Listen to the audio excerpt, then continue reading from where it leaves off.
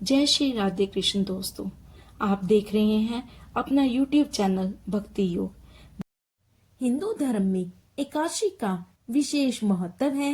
हर एकादशी किसी न किसी रूप में भक्ति, दान और तप का संदेश देती है। इन्हीं में से एक है पौष पुत्रदा एकादशी, जो पौष मास के शुक्ल पक्ष में आती है। इस एकादशी को संतान प्राप्ति की कामना के लिए और संतान के कल्याण हेतु बहुत शुभ माना गया है।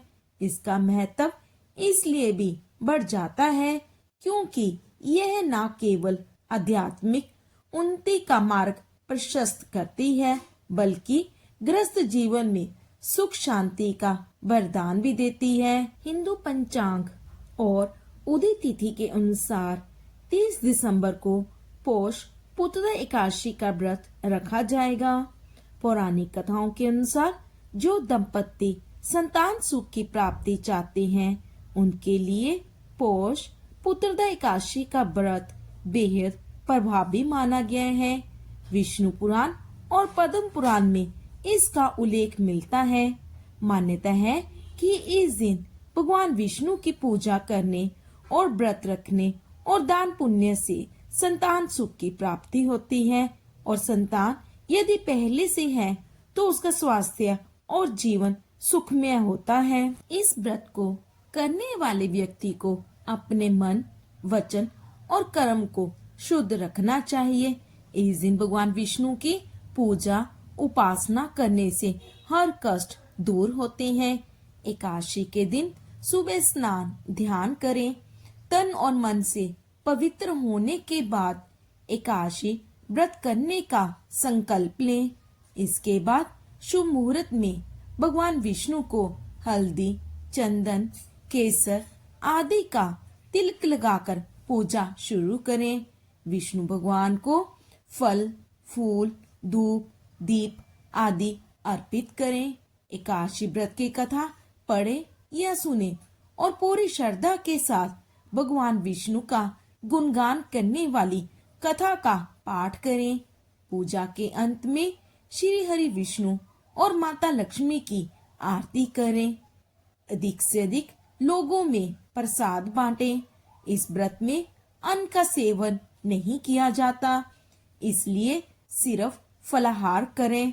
व्रत के अगले दिन शुभ मुहूर्त में व्रत का पारण करें। रात में कीर्तन या भजन गाकर प्रभु की कृपा प्राप्त करें।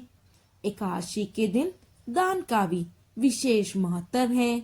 भगवत पुराण में कहा गया है कि किसी भी शुभ दिन पर दान करने से व्यक्ति को अनंत पुण्य और मोक्ष की प्राप्ति होती है।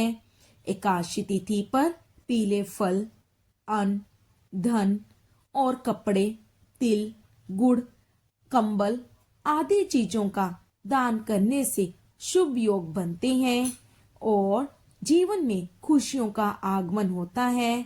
इस दिन चावल का दान नहीं करना चाहिए। साथ ही साधक को जीवन में किसी चीज की कमी का सामना नहीं करना पड़ता है।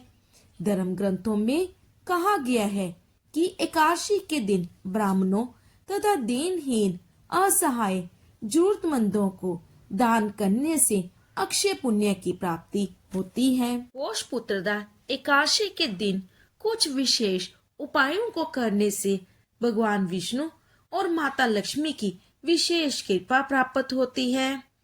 पौष पुत्रदा एकादशी के दिन तुलसी जी की पूजा जरूर करनी चाहिए।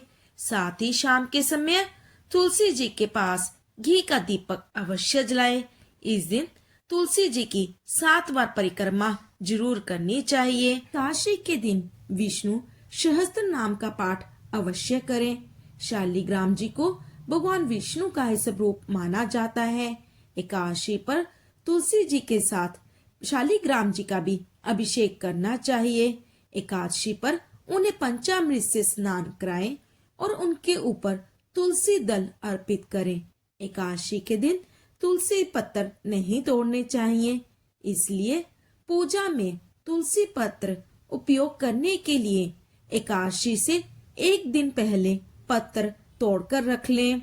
एकादशी के दिन पीपल के नीचे एक सरसों के तेल का दीपक अवश्य जलाएं और साथ ही अपने घर के प्रवेश द्वार पर भी एक दीपक अवश्य जलाएं।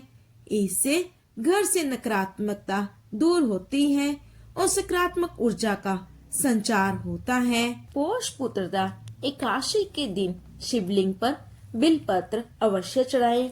ऐसा करने से भगवान शिव और श्री हरि विष्णु दोनों की कृपा प्राप्त होती है। साथ ही जीवन में आ रही सभी मुश्किलें दूर होती हैं और जीवन में सुख समृद्धि बनी रहती है। तो ये थी एकादशी व्रत की संपूर्ण जानकारी। अगर आपके मन में कोई प्रश्न हो तो आप कमेंट बॉक्स में पूछ सकते हैं और अगर आपको ये वीडियो उपयोगी लगे तो प्लीज मेरे इस चैनल को सब्सक्राइब करें। धन्यवाद। आपका दिन मंगलमय हो।